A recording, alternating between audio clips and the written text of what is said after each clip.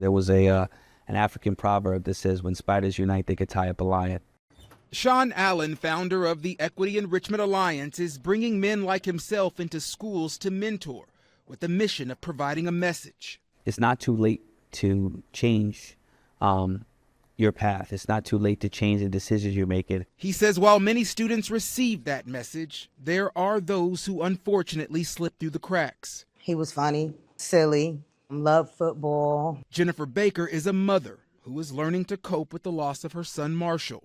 He died in a crash earlier this year, and she tells me her son had his struggles. He was picked on, teased, bullied. She says while he didn't always make the right choices, she believes he was beginning to make a change. He didn't feel accepted until he got to, honestly, Wexler. She says Wexler Academy provided him a safe place, but the streets had a stronger hold on her son. They're being seen for all the bad stuff, but not the good stuff. So they draw towards the bad stuff to be seen. Classmates have memorialized Marshall with this display, giving her a sense of what the school has to offer. When you see the words, when you see the notes, when you see the pictures, what goes through your mind?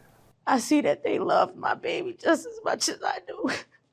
I just sad the way he passed away. Mentors come into the school and give young men like Jaden Santiago guidance in hopes that Marshall's outcome is not repeated in their story. They talk about growth and talk about how having a mentor and how you should keep up the good work.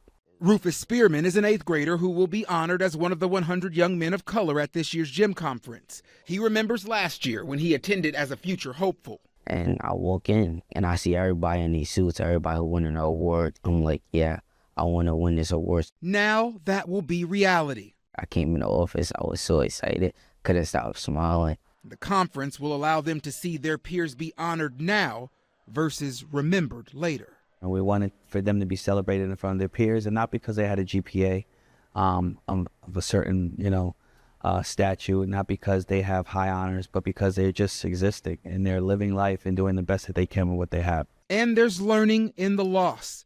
Jennifer is using her experience to now advocate for more mentorship. They need that structure. They need that stability. They need all of that. Kids need that.